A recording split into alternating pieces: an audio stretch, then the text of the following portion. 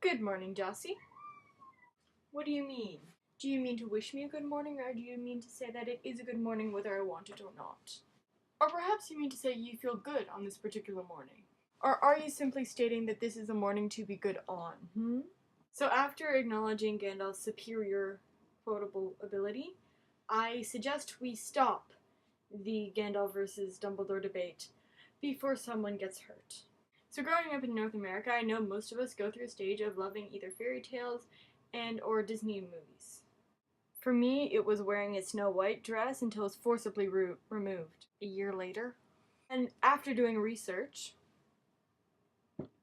I discovered that most of the stories we grew up with are lies. So today I'm going to be talking to you about 3 crazy origins or foreign adaptations of Disney/fairy tales. So without further ado, Number 1.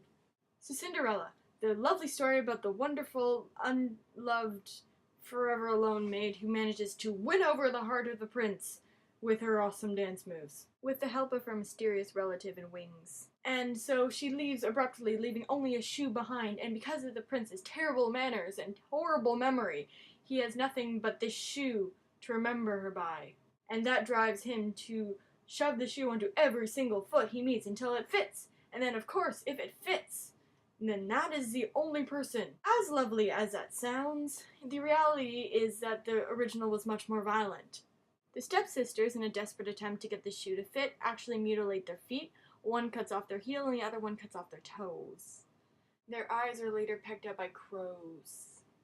Cinderella actually killed her first stepmother, on the advice of her governess, who later marries her father and becomes the miraculously evil stepmother who we know and love today. It's also good to know that Cinderella wasn't always a sweetheart. A killer inside. So lovely!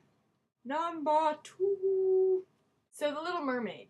The story where the spunky 16-year-old mermaid wants feet, and she makes a deal with an octowitch, and she has to give up her voice, and has to woo and marry a prince in 3 days, and then she gets to become human forever. If not, terrible consequences.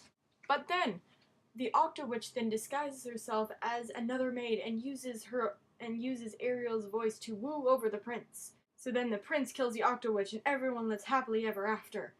The end. Actually, in the original, the mermaid actually has to cut out her tongue instead of just give up her voice. Ouch. Also, she replaces her tail with feet that feel like they're being stabbed constantly. So obviously she's in constant pain throughout the 3 days. And in the end, he gets married to some other girl, and she has to choose between either killing him or committing suicide. Unable to kill him, she throws herself into the sea and becomes part of the ocean. Great example to give to young girls. When in doubt, throw yourself into the ocean. Anyway, number 3. So, Little Red Riding Hood, the ultimate tale of how procrastination leads to death. So a little girl goes to deliver food to her grandmother. This was before pizza service. Gets caught by a wolf. The wolf tricks her into telling him where her grandmother lives. He beats her there while she's picking flowers, and then eats the grandma while the little girl is away. When the little girl returns, he then eats her up. And all is lost until the huntsman shows up and frees the girls and kills the wolf, and everything is good and happy and all is right with the world. I think you know where this is going. In Italy and Australia, the story of Little Red Riding Hood is replaced with Little Red Hat, in which the wolf is replaced by an ogre. This ogre beats Little Red Riding Hood to her house and not only eats the grandmother, but places her remains around the room. Little Red Riding Hood, who comes back famished from her journey, comes to her loving grandmother, who asks her to eat several things on the table, which are actually her grandmother's remains. She's then eaten. Lovely story. So yeah, slightly disturbing. On a different note, Jossie, I think you are a mix of the Lorax, Picard, and of course Hermione Granger. So I'm not sure if you want to make a time limit for these videos. I tried to make this one a little bit shorter, but failed miserably. So it's up to you.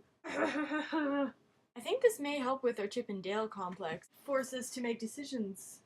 So see you next week. Bye. Oh, this is fun. Oh, this is so fun. Do you think we need an intro music or outro music? I think we need intro and outro music.